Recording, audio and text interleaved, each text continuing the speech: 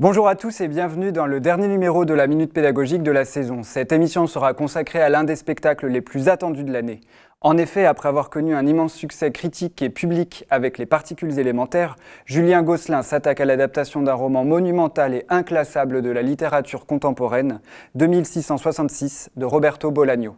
Actuellement en résidence au Phénix, le collectif Si vous pouviez lécher mon cœur apporte la touche finale à cette épopée théâtrale de 12 heures qui marquera à coup sûr l'esprit des spectateurs du Phénix, avant de partir pour 5 représentations exceptionnelles au Festival d'Avignon. Avant de vous en dire davantage sur l'adaptation de Julien Gosselin, je vous présenterai dans un premier temps l'auteur et l'œuvre qui font l'objet de son nouveau spectacle.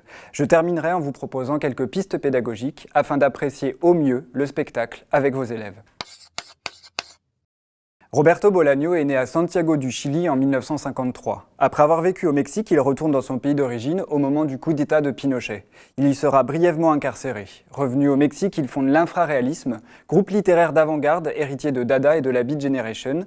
Vers la fin des années 70, il s'installe en Espagne où il exerce divers métiers tels que vendeur de bijoux ou veilleur de nuit dans un camping. Il faut attendre le milieu des années 1990 pour que son œuvre soit reconnue et qu'il soit perçu comme l'une des figures les plus importantes de la littérature hispano-américaine contemporaine.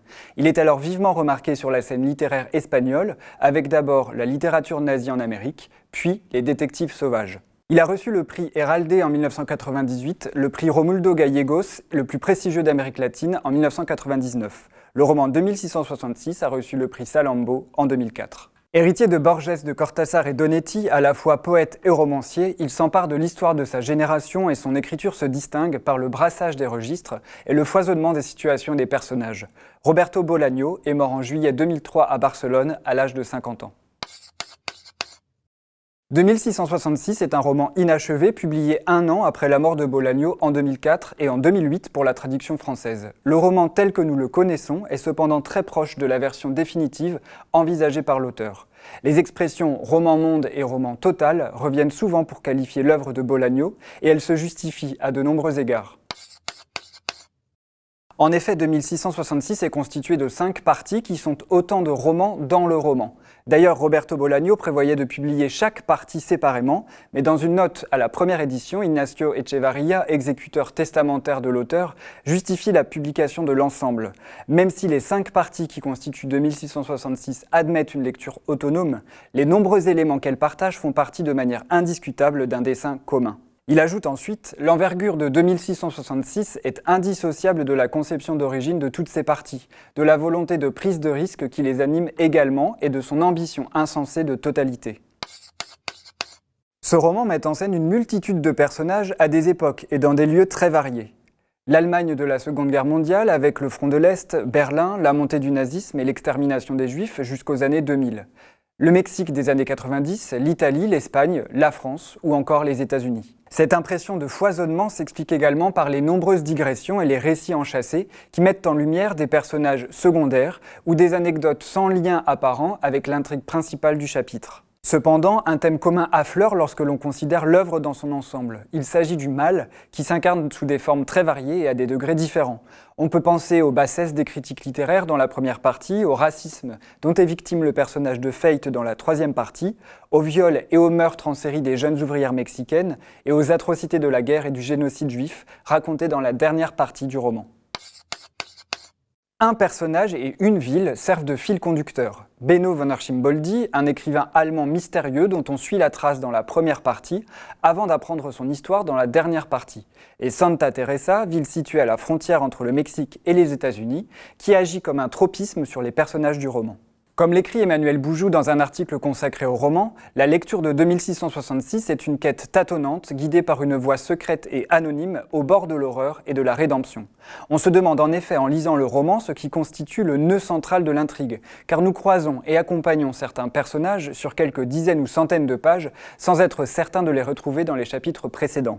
Les dernières pages du roman éclairent cependant l'ensemble de l'œuvre.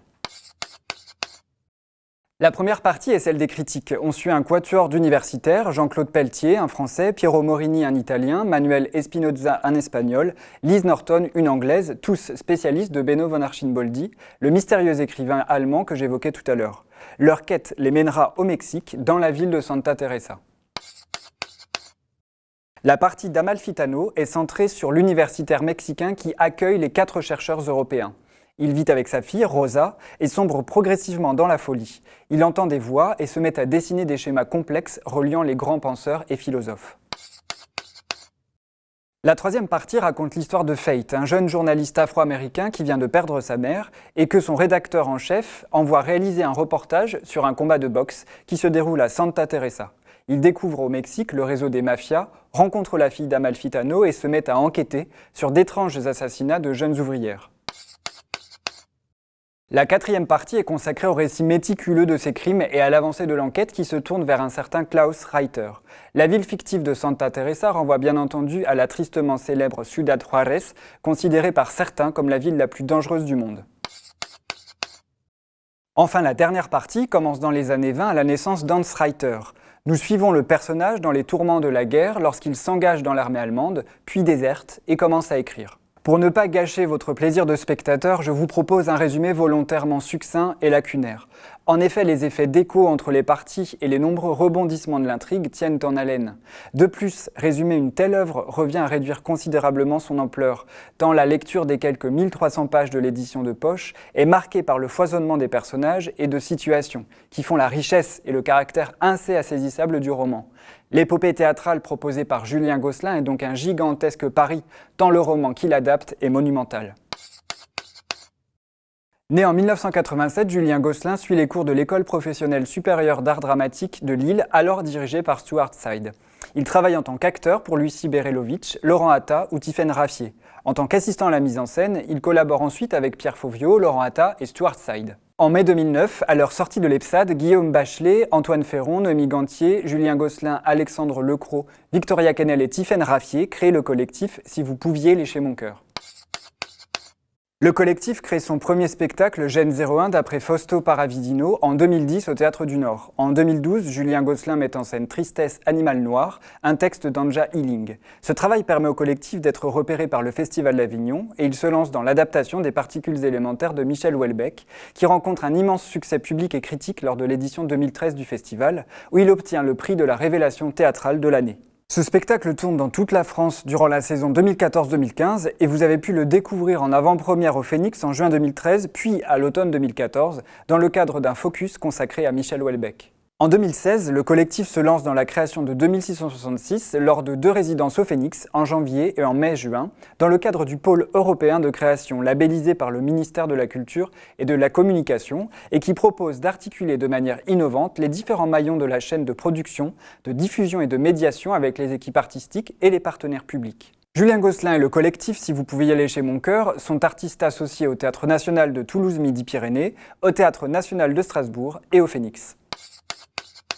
Interrogé par l'équipe du Festival d'Avignon au sujet de son nouveau spectacle, Julien Gosselin avoue qu'après la tournée des Particules élémentaires, il souhaitait monter un spectacle plus léger. Or, lorsqu'il découvre 2666, le roman lui paraît être un défi suffisamment gigantesque pour que le collectif s'en empare. Ce qui intéresse Julien Gosselin dans le roman, c'est la façon dont l'auteur dit la force de la littérature, la force de la poésie, mais interroge aussi leurs limites face à la violence du monde.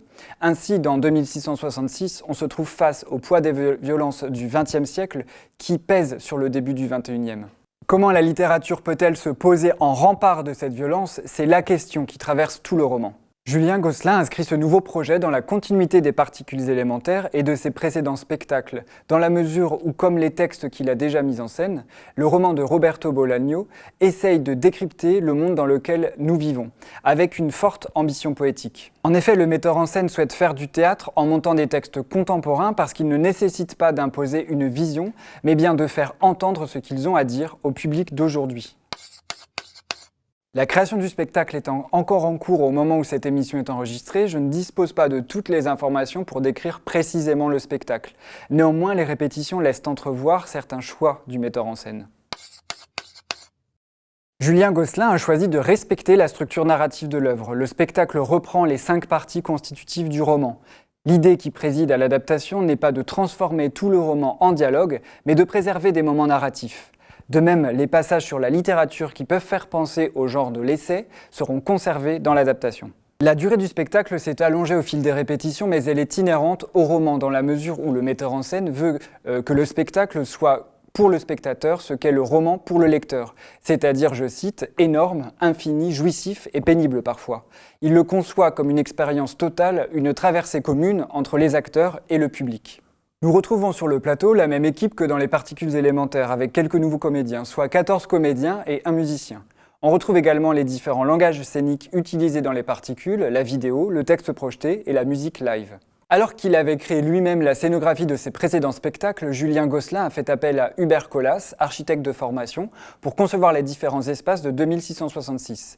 Les photographies des répétitions donnent un aperçu du magnifique travail sur les décors et témoignent d'une recherche particulière autour du reflet et de la symétrie, de la transparence et de l'opacité.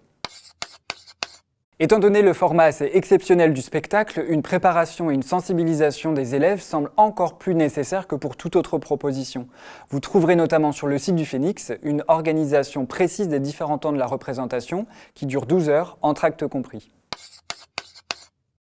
Pour amorcer le travail sur le spectacle, je vous propose de mener une activité sur les couvertures des différentes éditions du roman 2666. J'ai pour cela sélectionné 6 couvertures qui pourront servir de support. On demandera aux élèves d'imaginer des hypothèses de lecture à partir de l'analyse du titre et de ses connotations, et des partis pris des éditeurs quant au choix des illustrations.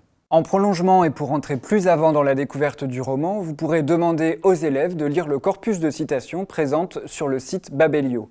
Après une phase de lecture personnelle, on demandera aux élèves de préparer une lecture expressive de l'une d'elles afin de la présenter à la classe. La dernière phase du travail consistera à recueillir les impressions des élèves et à identifier avec eux les thématiques très variées qui traversent l'œuvre. J'attire votre attention sur le fait que certains passages racontent de façon crue des scènes violentes. Après cette première approche, je vous propose de donner à lire un résumé des 5 parties du roman. Vous en trouverez un dans le dossier artistique du spectacle, répertorié dans les références pédagogiques. L'objectif pour les élèves sera de voir quels liens peuvent être tissés entre ces 5 chapitres. Pour sensibiliser vos élèves à l'adaptation de Julien Gosselin, je vous invite à lire avec eux la note d'intention présente dans le dossier que je viens d'évoquer. On demandera aux élèves d'expliciter les partis pris du metteur en scène en prenant appui sur les activités menées lors de la phase de découverte du roman. Enfin, j'ai constitué un corpus d'images tirées des répétitions de 2666. Il s'accompagne de questions d'analyse qui doivent permettre aux élèves de découvrir la richesse visuelle du spectacle. Après avoir vécu une expérience théâtrale aussi intense, il convient bien entendu de laisser les élèves réagir librement dans un premier temps. Qu'ont-ils ressenti aux différents moments de la représentation ? Quel effet ce spectacle très long a-t-il produit sur les spectateurs qu'ils sont ? Y a-t-il des images, des impressions, des sons qui les retiennent particulièrement ? Comment expliquer que l'on soit tenu en haleine 10 heures durant ? Cet échange collectif permettra assurément d'aborder de nombreux éléments liés à la mise en scène de Julien Gosselin, et notamment le recours aux différents langages scéniques et la question du rythme. On peut ensuite orienter la discussion autour de nombreuses entrées thématiques et esthétiques pour travailler sur le spectacle, tant le roman et l'adaptation de Julien Gosselin sont riches. Il semble que les enjeux suivants soient les plus porteurs, car ils s'inscrivent dans le projet dramaturgique mis en œuvre par le metteur en scène. Tout d'abord, on peut mener une réflexion sur la représentation de la violence sur scène. On pourra demander aux élèves quelles formes et quelles manifestations de violence ils ont pu identifier. On partira bien entendu de leurs impressions de spectateurs pour interroger ensuite les ressorts qui font naître ces sentiments. L'épigraphe choisi par Roberto Bolaño est à cet égard un point de départ intéressant, puisqu'il inscrit en tête de 2666 ce vers extrait du poème Le Voyage dans Les Fleurs du Mal de Charles Baudelaire, une oasis d'horreur dans un désert d'ennui.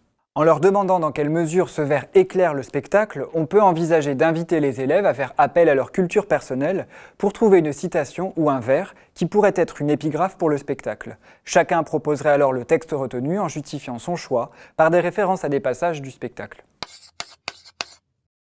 À propos de la mise en scène de la violence, on peut également lire avec eux des extraits de La Maison de la Force d'Angelica Lidl, qui, comme Roberto Bolaño, traite de manière frontale la question des meurtres de femmes dans la ville de Ciudad Juárez. Ce texte a été repris par Guy Alouchery dans son spectacle Aimer si fort. Le metteur en scène a ajouté au texte original les réactions des comédiennes lorsqu'elles ont découvert ces destins de femmes brisés par la violence et le crime. La figure de l'écrivain et la réflexion sur la littérature parcourent l'œuvre de Bolaño et son adaptation. Il serait intéressant de voir dans quelle mesure ce spectacle, et plus particulièrement les passages monologués sur la littérature, portent en réalité un métadiscours sur l'art dans sa capacité ou son incapacité à combattre la violence que je viens d'évoquer. L'aboutissement des différents temps de discussion et d'analyse peut être la réalisation d'une affiche pour le spectacle de Julien Gosselin, à travers laquelle chaque élève pourrait réinvestir de façon personnelle à la fois ses impressions de spectateur et la réflexion menée au sein de la classe. Pour finir, j'attire votre attention sur le fait que 2666 a déjà été adapté au théâtre à 2 reprises. En 2010 à la Maison de la Culture de Seine-Saint-Denis à Bobigny par Alex Rigola et début 2016 au Goodman Theatre de Chicago par Robert Fales et Cees Bockley. Vous trouverez dans les références pédagogiques des images et des éléments d'analyse pour ces 2 spectacles. Une activité de comparaison des 3 mises en scène semble un moyen intéressant de mettre à jour les spécificités du travail de Julien Gosselin. Ce numéro de la Minute Pédagogique touche à sa fin. Il me reste à vous souhaiter de vivre une belle expérience théâtrale avec vos élèves en assistant à 2666. Bonnes vacances à vous et rendez-vous à l'automne pour une nouvelle saison de la Minute Pédagogique. À bientôt.